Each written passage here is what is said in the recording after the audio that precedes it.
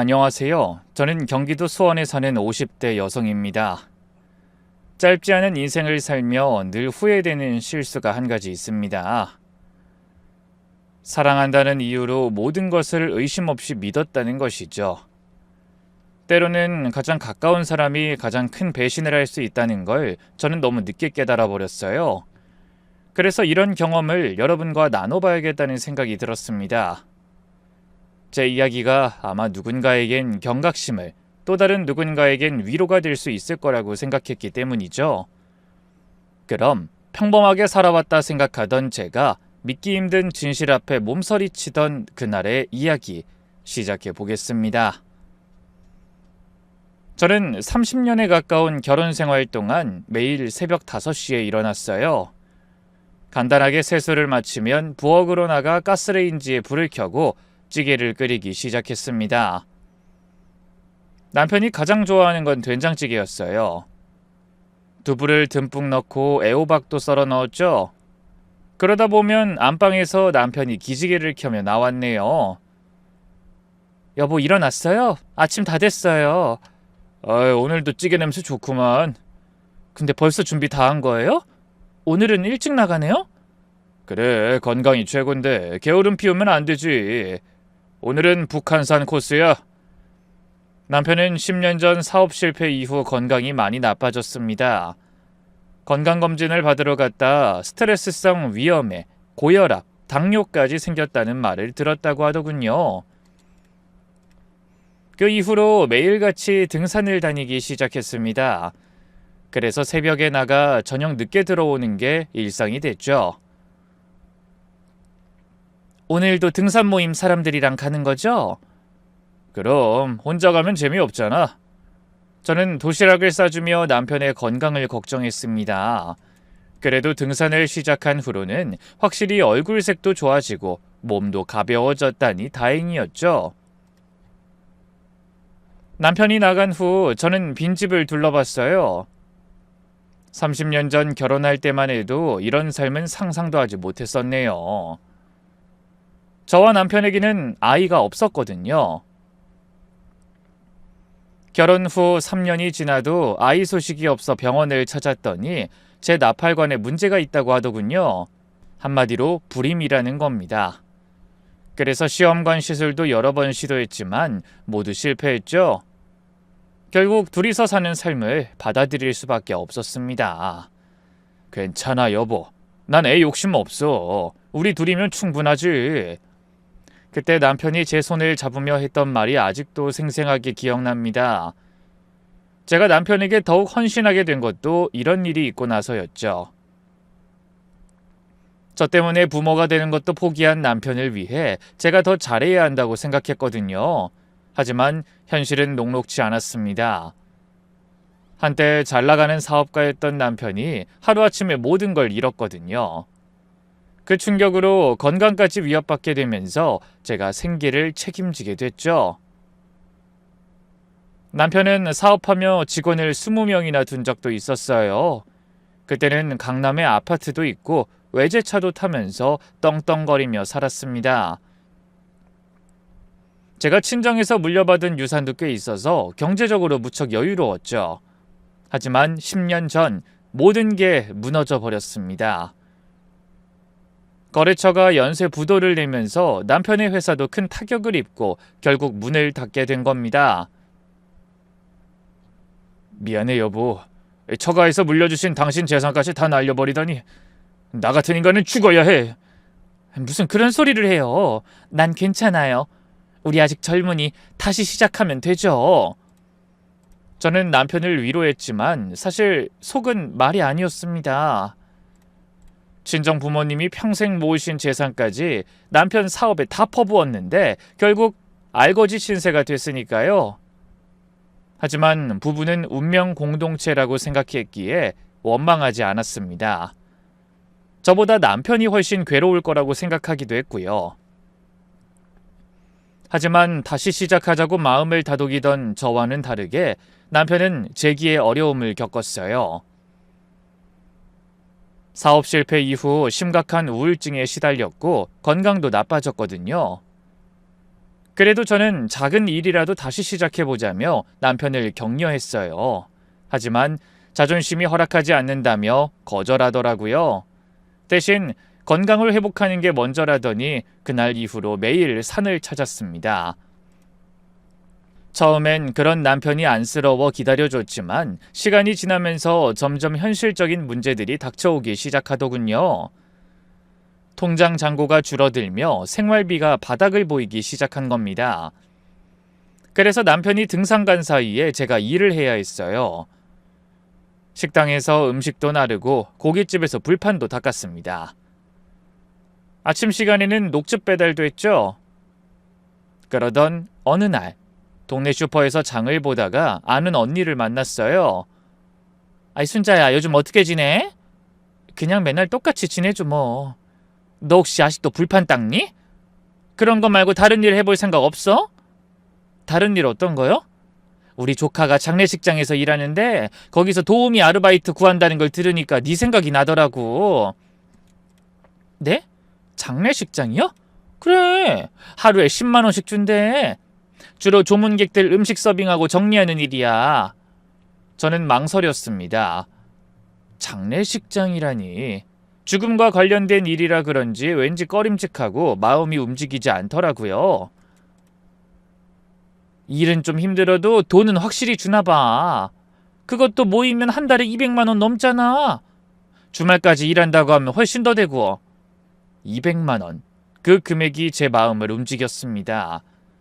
그때 저에겐 그 돈이 절실했으니까요. 그렇겠네요. 저 할게요, 언니. 그래, 잘 생각했어. 처음엔 힘들어도 익숙해지면 할만할 거야. 저기, 근데 언니, 나 거기서 일하는 거 우리 남편은 몰랐으면 좋겠어요. 당분간 비밀로 하려고요. 뭐? 너 아직도 남편 몰래 일하는 거야? 아니, 돈 버는 사람은 없는데 생활이 되는 거 보면 네가 일하는 거 당연히 알지 않을까? 그렇긴 한데 이런 허드렛 일 하는 건 몰라요. 제가 그냥 친구네 식당에서 카운터만 본다고 했거든요.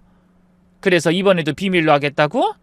네, 남편이 알면 자존심 상해할 것 같아서요. 그래도 한땐 사장님이었는데 마누라가 장례식장에서 일한다고 하면 창피하고 속상할까 봐. 언니는 이해한다는 듯 고개를 끄덕였습니다. 그래, 뭐 남자들이 괜히 그런 자존심 있지. 그렇게 저는 장례식장 도우미 일을 시작했습니다. 매일 아침 남편이 등산을 가면 저도 일하러 나갔어요. 검은 유니폼을 입고 조문객들에게 음식을 날랐죠. 처음엔 어색하고 힘들었습니다.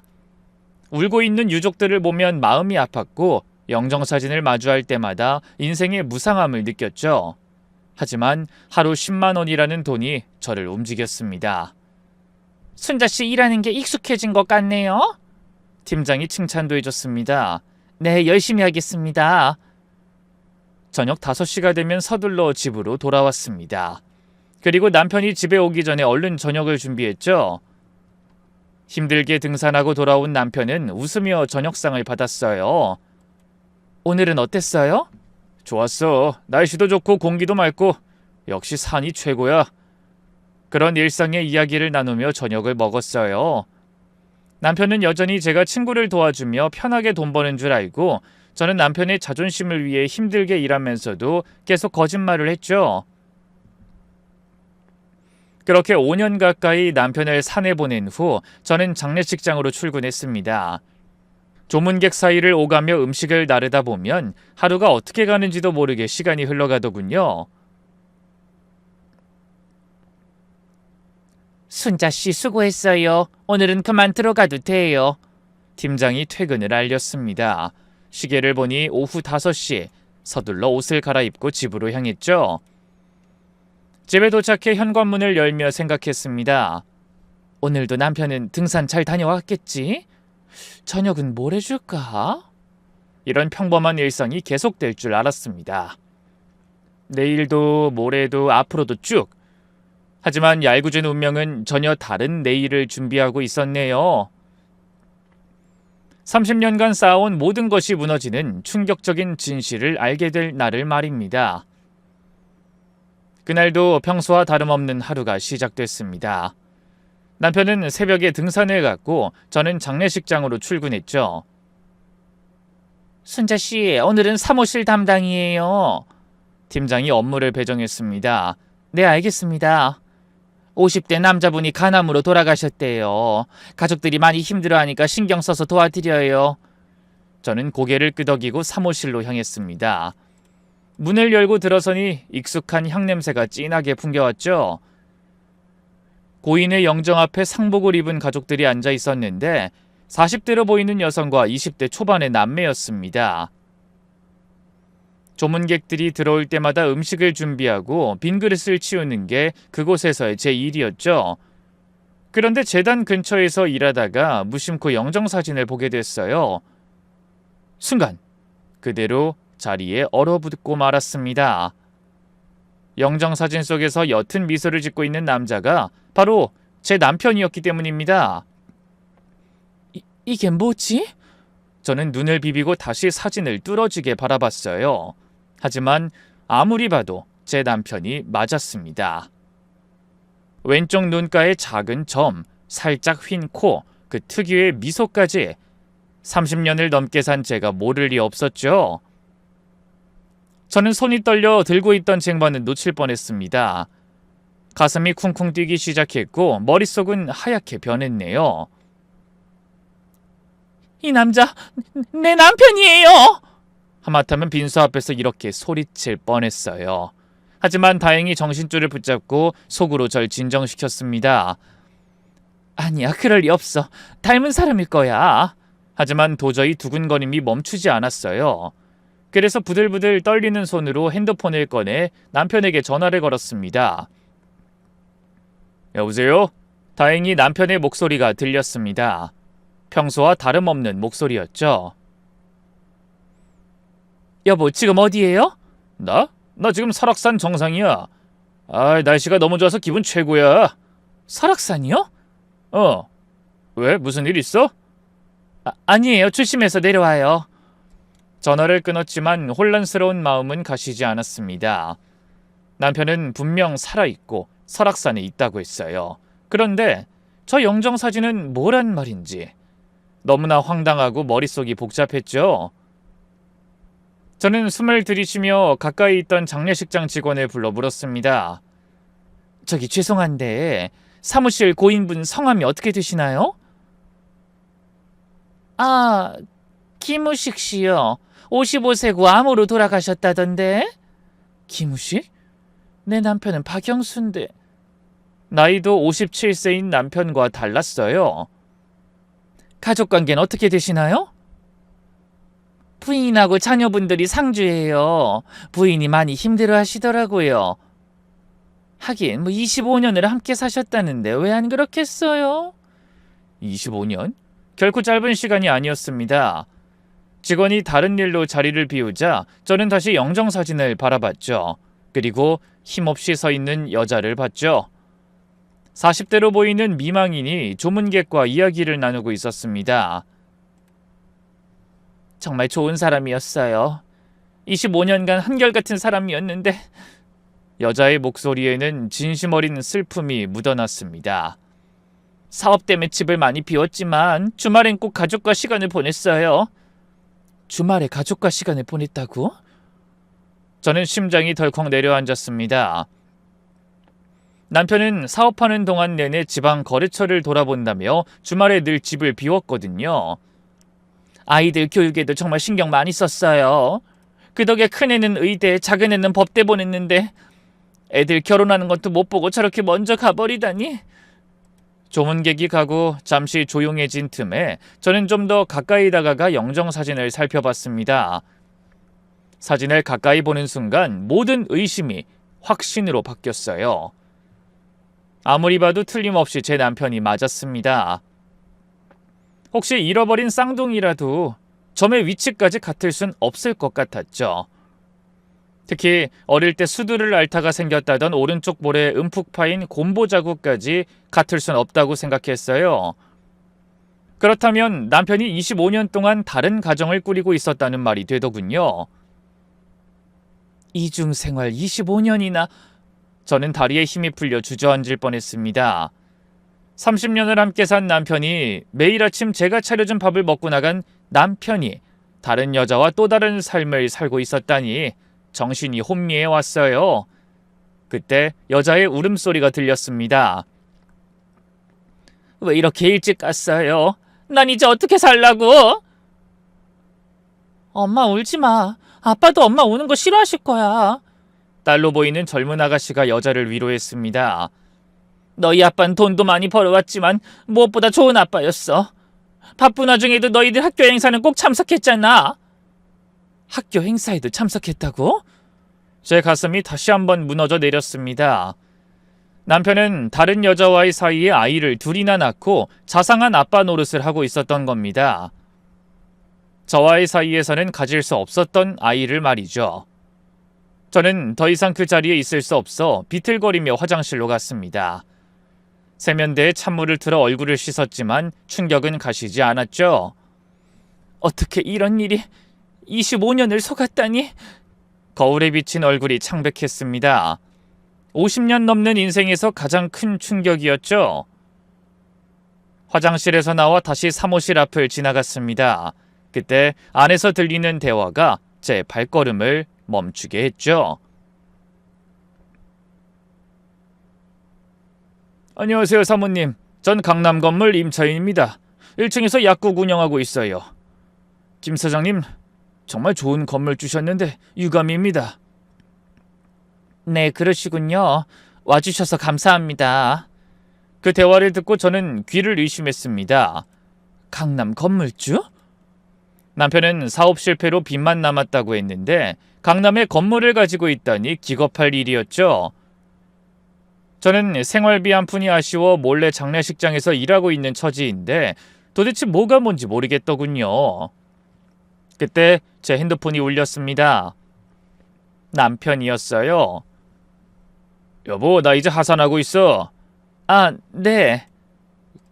근데 당신 무슨 일 있어? 목소리가 이상한데? 아니에요. 조심해서 와요. 전화를 끊고 나서 주임에게 몸이 안 좋다고 말하고 조퇴를 부탁했어요. 저는 멀쩡한 얼굴로 일할 수가 없었거든요. 조퇴하고 집으로 가는 내내 머릿속이 복잡했습니다. 30년의 결혼 생활이 모두 거짓이었다는 사실을 어떻게 받아들여야 할지 한밤중에 낯선 곳에서 길을 잃은 기분이었어요. 잠시 후 어떻게 도착했는지도 모른 채 집안에 들어섰는데 남편은 아직 오지 않은 모양이었습니다. 저는 망설이다가 혹시나 하는 마음에 남편의 서재로 들어갔어요. 평소에는 들어가지 않던 곳이었지만 거기서라면 뭔가를 알아낼 수 있지 않을까 싶더라고요. 서재문을 열고 들어서니 책상 위에 서류들이 어질러져 있는 게 보였어요. 책장 위는 남편이 사업할 때 사용하던 오래된 파일들이 꽂혀 있었죠. 저는 떨리는 손으로 서랍을 열기 시작했습니다. 처음엔 별거 없는 것 같았어요. 하지만 곧 충격적인 진실을 마주하게 하는 물건들을 발견하게 되었습니다. 남편이 오래된 신문을 모아놓던 서랍의 바닥에서 고인의 이름이라던 김우식 명의의 통장이 발견된 겁니다. 떨리는 손으로 통장을 펼쳐보니 상상 이상의 거액이 오가고 있었습니다.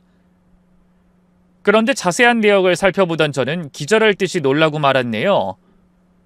제가 친정에서 받은 유산이 모두 그 계좌로 흘러들어가고 있었거든요. 내 돈을 빼돌렸어? 15년 전 친정아버지가 돌아가시면서 저에게 남겨주신 유산이 있었습니다. 당시 남편은 사업자금이 급하다며 그 돈을 좀 쓰자고 했고 저는 흔쾌히 동의했었죠. 남편이 사업으로 성공하면 우리 부부에게 다 돌아올 거라고 생각했으니까요. 하지만 통장을 보니 그 돈은 사업이 아닌 다른 곳으로 흘러가고 있었습니다. 바로 김우식 명의의 통장으로 말입니다. 저는 서랍을 더 뒤지기 시작했어요. 그러다 파일 하나를 발견했습니다. 겉에는 아무것도 적혀있지 않은 평범한 파일이었지만 열어보니 충격적인 서류들이 들어있더군요. 바로 부동산 계약서였습니다. 강남의 고급 아파트, 상가, 건물 모두 수십억 대의 부동산이었어요. 주소는 서울 강남구, 당시에 시가 10억이 넘는 고급 아파트였습니다. 명의는 김우식과 이미정이라는 여자의 공동명의였어요. 장례식장에서 본 상주의 이름이었죠. 계약 날짜를 보니 15년 전이었어요. 15년 전이면 내가 친정아버지 병간호하느라 정신없던 때잖아. 그때 남편은 지방 출장이 많다고 했었습니다. 거래처 미팅이니 사업 확장이니 하면서 일주일씩 집을 비우곤 했죠. 하지만 저는 위중한 아버지의 병간호에 정신이 없어서 남편의 빈자리를 크게 느끼지 못했어요. 그러다 결국 열심히 노력한 보람도 없이 부친상을 당하게 됐죠. 제가 부모를 잃고 견딜 수 없는 슬픔에 발버둥 치던 그 시절, 남편은 친정아버지의 유산을 빼돌려 새로운 여자와 강남에 아파트를 마련했던 거예요. 저는 심장이 난도질 당하는 듯한 고통을 느끼며 배신감에 치를 떨어야 했습니다. 하지만 그게 끝이 아니었어요. 파일을 더 뒤지니 사진들이 나왔습니다. 남편은 그 여자 아이들과 해외여행도 다녀왔더군요. 하와이, 유럽, 일본, 늘 사업 때문에 바쁘다고 한 탓에 저와는 제주도 한 번을 못 갔는데 말이죠. 사진 뒤에는 날짜가 적혀 있었는데 기억을 더듬어 보니 사업 때문에 장기 출장을 간다고 했던 날들이더군요. 저는 더 이상 참지 못하고 주저앉아 오열했습니다. 30년. 제가 남편과 함께한 30년이란 세월이 모두 거짓이었다는 게 믿기지 않았어요. 한참을 울던 저는 다시 정신을 차리고 서류를 살펴봤습니다. 그때 또 다른 문서 한 장이 눈에 들어왔죠. 어떤 계약서였는데 자세히 보니 놀라운 내용이 적혀 있었습니다. 신분 양도 계약, 기무식 3천만 원. 25년 전 날짜가 적힌 계약서에는 남편이 기무식이라는 사람에게 3천만 원을 주고 신분을 양도받는다는 내용이 적혀 있었습니다. 돈을 주고 다른 사람의 신분을 산다는 것이었죠. 그러니까 남편은 25년 동안 박영수와 기무식 두 개의 신분으로 살아왔던 겁니다. 그런데 그때 비교적 최근에 받은 것 같은 편지가 몇 장 눈에 들어왔어요. 받는 사람은 기무식, 남편의 또 다른 이름이었죠. 그런데 보내는 사람이 쓰여 있지 않았어요. 그래서 궁금한 마음에 편지를 열어봤다 그만 경악하며 입을 틀어막았습니다. 편지 속에 상상도 하지 못한 엄청난 진실이 적혀 있었거든요.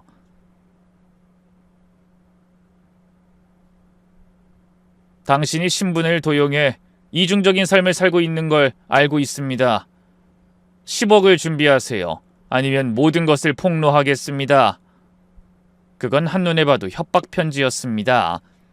날짜를 보니 3개월 전부터 시작되었고 내용이 점점 더 위협적으로 변하고 있었죠. 그제야 모든 상황이 이해되기 시작했어요. 남편이 누군가의 명의를 도용해 이중적인 삶을 살고 있다는 걸 아는 사람이 협박을 시작한 겁니다. 그러자 남편은 죽음으로 위장해 가짜의 삶을 포기하려 한 것이었죠. 하지만 그게 다가 아니었어요. 편지 옆에 함께 놓인 보험 가입 서류가 한두 개가 아니더라고요. 모두 거액의 생명보험이었습니다.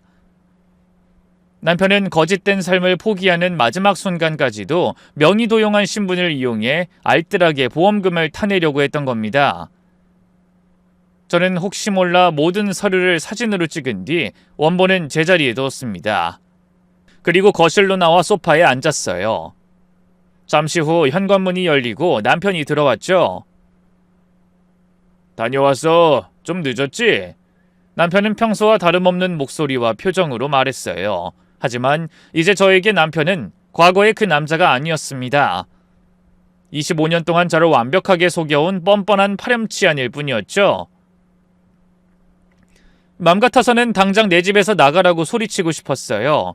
하지만 남편이 숨기고 있는 거짓이 어디까지인지 알아내려면 시간이 더 필요할 것 같았습니다. 그래서 애써 평정심을 유지하려 노력하며 저녁을 차렸네요. 김치찌개와 제육볶음, 그리고 남편이 좋아하는 깻잎 장아찌까지 내놨어요.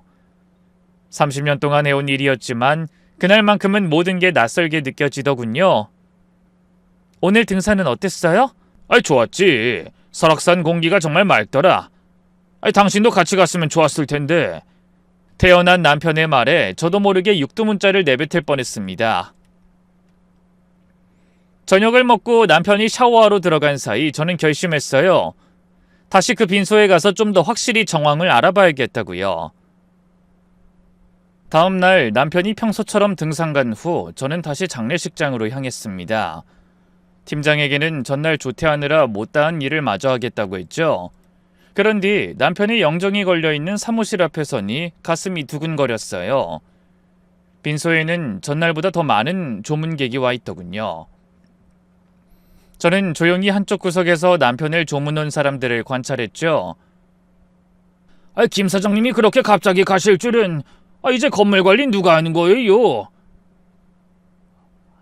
당연히 사모님이 하시겠죠. 그 건물 말고도 관리할 게 많을 텐데 정신 없으시겠네요.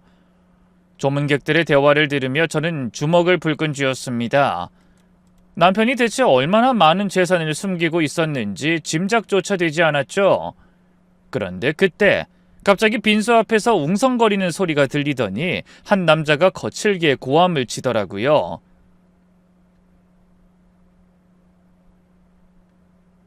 김우식이 여기 있다고 들었는데! 그러더니 팔에 커다란 문신이 새겨진 덩치 큰 남자 2명이 들어왔네요. 위협적인 문신만큼이나 인상도 사나워 보이는 사람들이었죠. 여기서 이러시면 안 됩니다. 정숙하셔야 할 장례식장이에요. 직원이 막으려 했지만 남자들은 인상을 쓰며 거칠게 밀치고 들어왔습니다. 김우식! 죽은 척하지 말고 나와! 어디서 허접한 연극이야! 우린 다 알고 있다고! 순간 장내가 술렁이며 놀란 남편의 여자가 벌떡 일어났어요. 그게 무슨 말씀이세요? 제 남편은 이미... 남편? 그 사기꾼이 당신 남편이라고? 남자 중 한 명이 비웃으며 서류를 꺼냈습니다. 여기 봐! 그 인간은 김우식이 아니라고! 25년 전에 우리 형한테 3천만 원 주고 신분 샀잖아! 뭐라고요? 그게 무슨... 여자의 얼굴이 하얗게 질렸습니다. 김우식은 가짜야.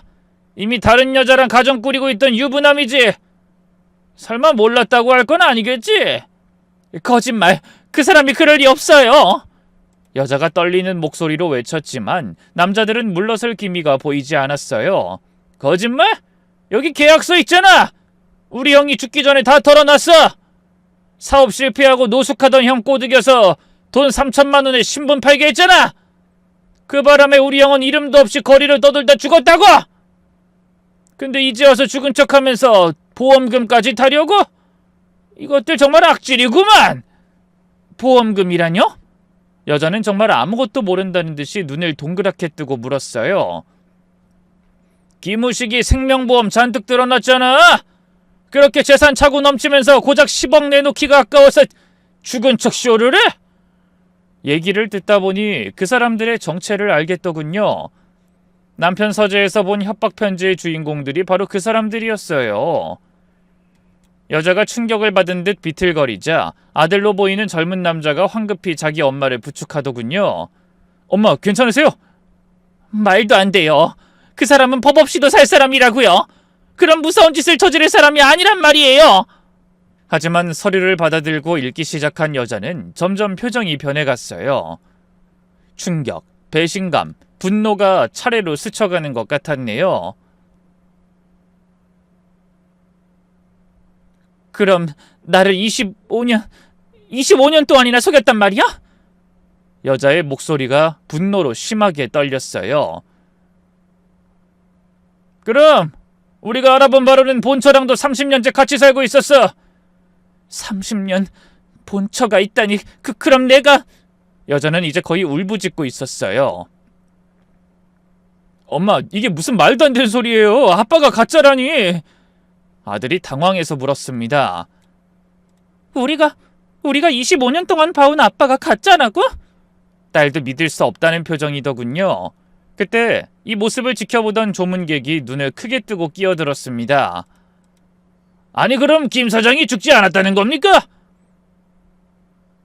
그래, 저 영정사진 가짜야.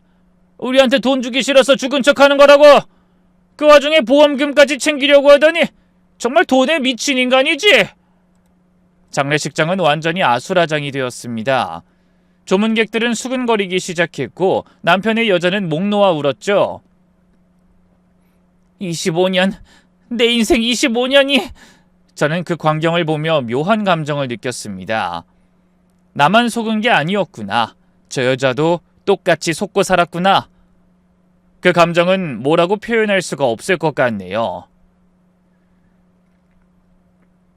여자가 안쓰럽다고 하면 말도 안 되지만 멍청하게 속고 산 게 저 혼자만이 아니라는 사실에 위안이 되는 건 사실이었어요.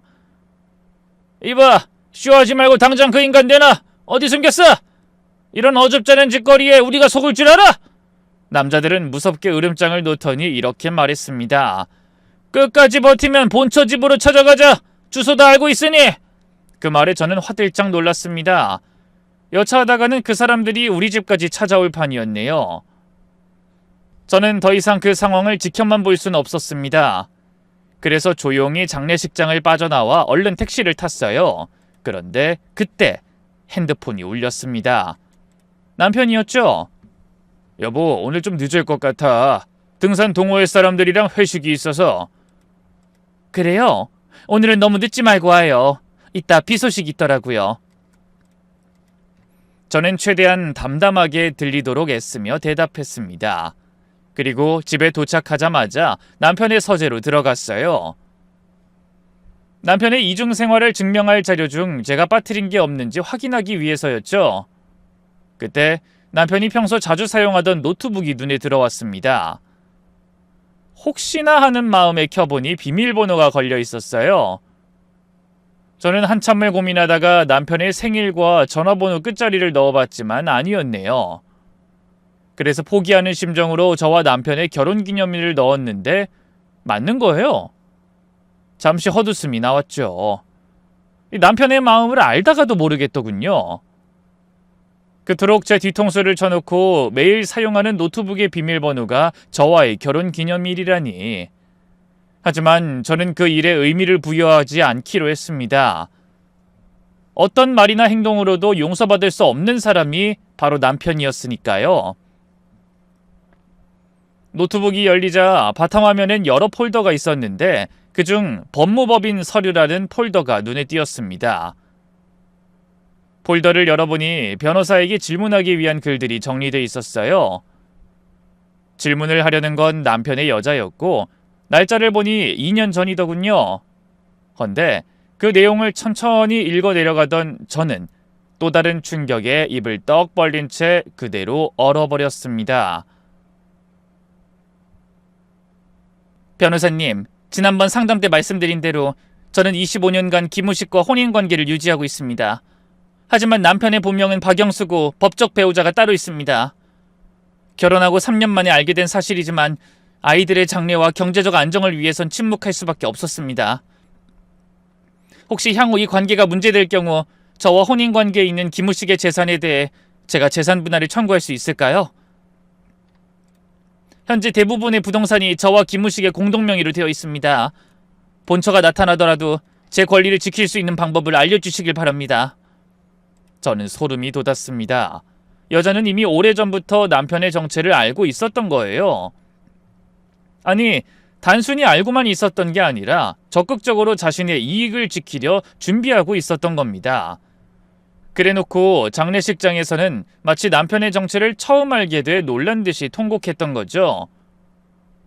오리발도 그런 오리발이 없었습니다. 남편보다 더한 여자라는 생각에 제가 잠시나마 그 여자를 동정하는 마음을 먹었던 게 기막히더군요.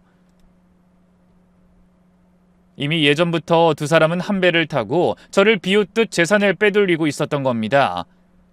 전 그것도 모르고 남편이 애 못 낳는 저를 감싸며 살아주는 것에 감동해 친정 부모님의 유산을 탕진하고 생활비 한 푼 못 받은 채 10년을 살아왔네요. 그러면서도 불평 한마디 없이 오히려 놀고 먹는 남편의 눈치를 보고 쉬쉬하며 일했던 거예요. 저는 분노에 떨며 남편을 기다렸습니다. 하지만 늦을 거라던 남편은 그날 새벽이 되도록 들어오지 않았어요.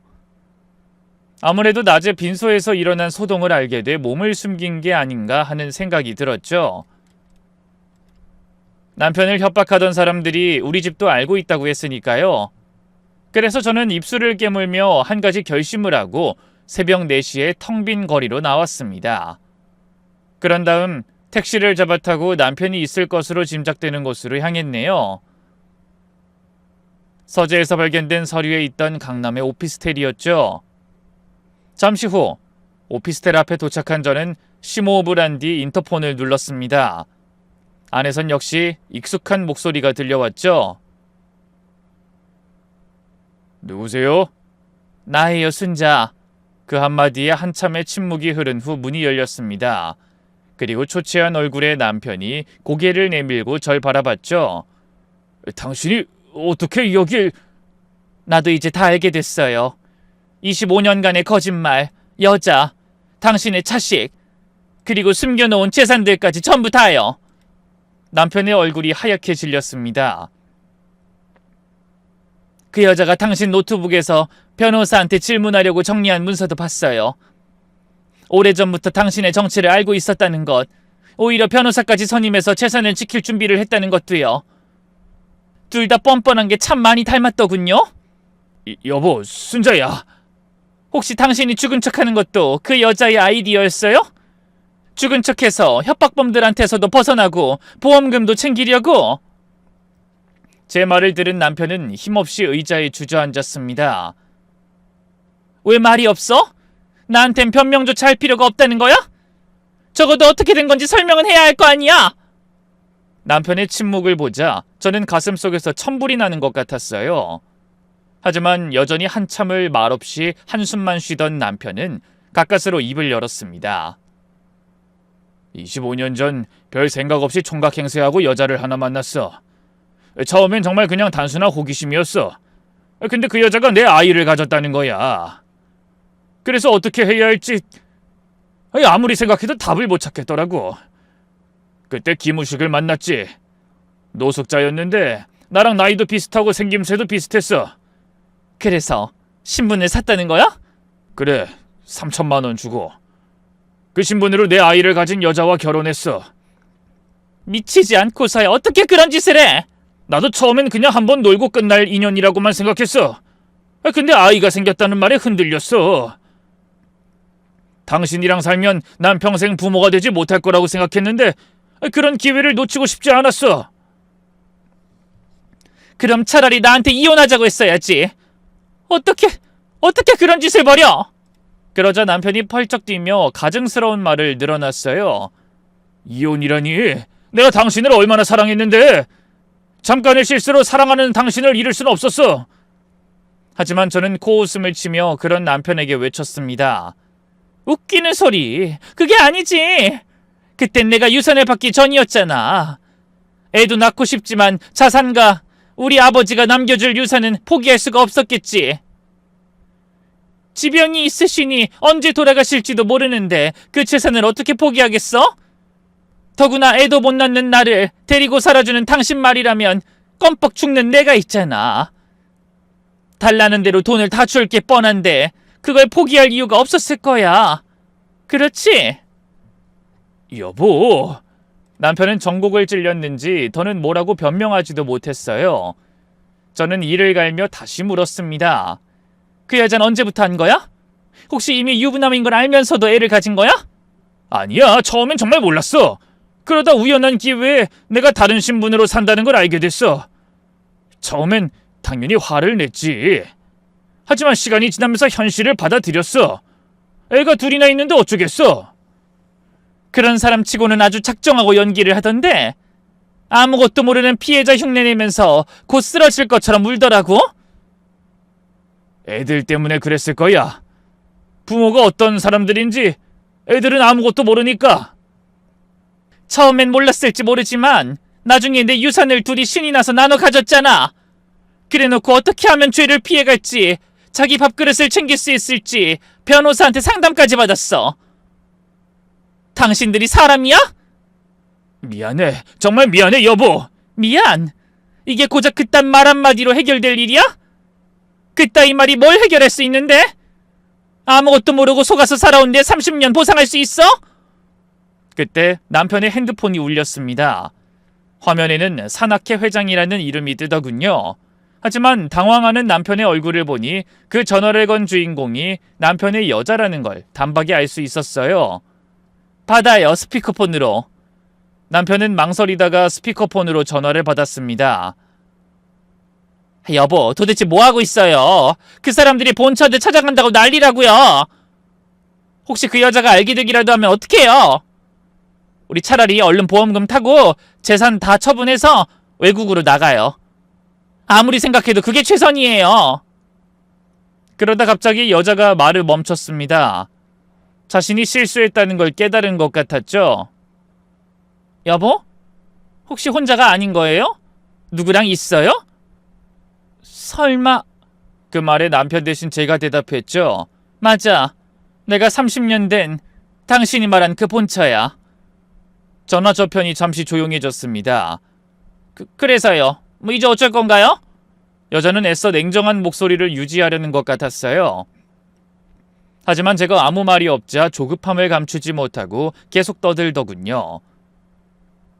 난 25년 동안 그 남자랑 살았어요. 아이도 둘이나 낳았고 엄연히 사실혼으로 인정받을 수 있어요.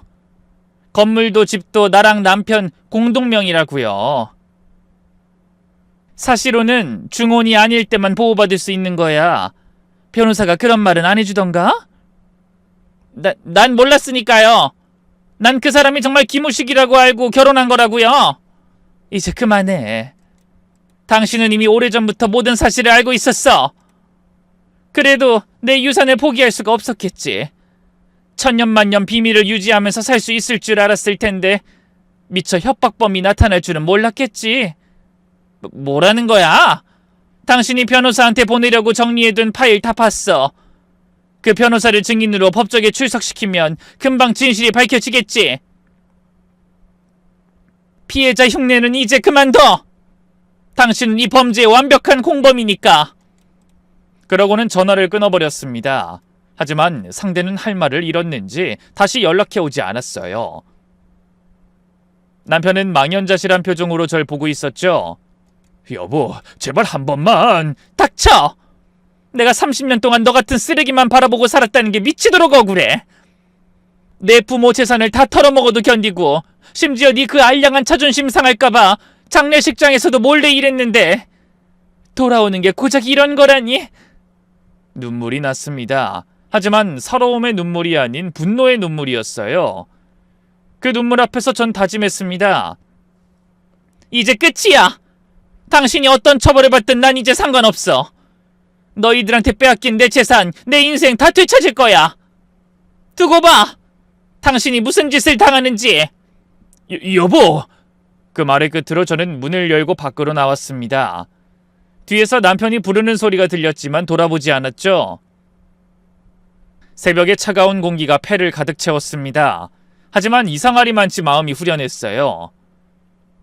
30년 만에 처음으로 남편의 눈치를 보지 않고 저를 위한 선택을 한 것이니까요. 집으로 돌아오는 택시 안에서 저는 내일을 준비했습니다. 경찰서에 가서 전부 신고하고 변호사 선임해서 내 재산을 되찾을 거야. 그리고 새로운 삶을 시작할 거야. 저런 쓰레기 없이 나 혼자서 나만의 삶을. 늦었다고 생각할 수도 있지만 요즘 같은 세상에 제 나이는 아직 괜찮은 나이라고 생각했어요. 아직 살아갈 날들이 많이 남아있으니 그 기간만큼은 거짓말을 일삼는 인간이 넘보지 못하는 진짜 제 삶을 살 거라고 다짐했네요. 다음 날 아침, 저는 곧장 경찰서로 향했습니다. 가방에는 그동안 모아둔 모든 증거들이 들어있었죠. 신분 양도 계약서, 변호사 상담 문서, 협박 편지들, 그리고 재산 관련 서류들까지. 어떤 일로 오셨나요? 남편이 신분 도용을 신고하러 왔습니다. 경찰관은 제 이야기를 듣고 놀란 표정을 지었습니다. 25년간의 이중 생활이라는 건 보통 사람들 머리로는 생각할 수 없는 일이니까요. 증거가 있으신가요? 네, 여기 다 있습니다. 저는 서류들을 하나하나 보여주며 설명했습니다.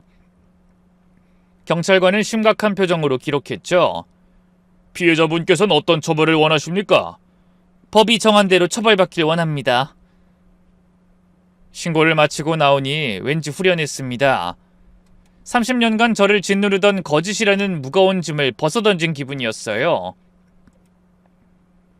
바로 그날 오후 변호사 사무실을 찾았습니다. 변호사 역시 제 얘기를 듣고는 입을 다물지 못하더군요. 그러면서 억울함이 없도록 열심히 돕겠다고 답했어요. 남편에게 이혼의 책임이 있으니 재산 분할이나 위자료 면에서도 강하게 나갈 수 있다고 하더군요. 얼마 후 재판이 시작되었습니다. 남편은 신분도용 혐의를 모두 인정했어요. 하지만 여자는 끝까지 자신은 피해자라고 주장했죠. 그래도 빠져나갈 순 없었습니다. 결국 남편은 사기, 주민등록법 위반, 사문서 위조 및 위조 사문서 행사 혐의로 징역 5년, 여자는 징역 2년을 선고받았어요. 남편은 고개를 떨구었고 여자는 믿을 수 없다는 표정이었죠. 재산 문제도 조금씩 해결되기 시작했습니다.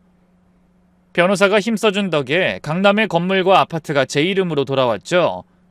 물론 제주도 펜션과 상가 등 남은 재산이 많지만 일단 조금이라도 찾게 된 것에 감사하고 앞으로도 포기하지 않고 제 재산을 되찾기 위해 끝까지 싸울 것을 다짐했네요. 그런데 남편이 복역한 지 6개월 만에 뜻밖의 소식을 듣게 됐습니다. 박영수 씨가 간암 진단을 받았다고 합니다. 상태가 좋지 않대요. 아마 1년을 넘기지 못할 것 같다고 하더군요. 변호사가 전하는 전 남편의 근황에 저는 깜짝 놀랐습니다. 간암이요? 네, 면회를 한번 가보시겠어요? 아니요, 그럴 생각 없습니다. 저는 단호하게 거절했어요. 10년 동안 건강을 핑계로 거짓말하고 간암으로 죽었다며 죽음도 위장했던 남편에게 정말로 이상이 찾아온 것 같더군요. 하지만 더 이상 연민이 느껴지진 않았어요. 그제야 저는 감정적으로도 제가 남편에게서 완전히 벗어났다는 걸 확인하게 됐네요. 한편 복역을 끝내고 돌아온 여자는 자식들을 찾아갔다 문전박대당했답니다. 자식들이 부모의 범죄 행위와 비인간적인 행태를 용서하지 않은 거죠.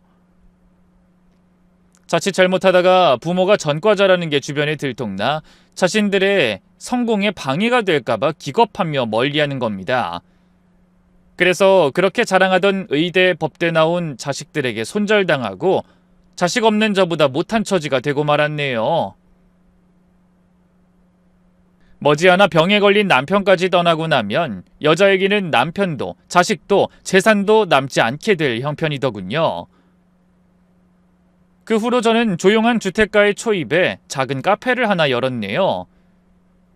늦은 나이에 시작한 새로운 도전이었지만 행복했어요.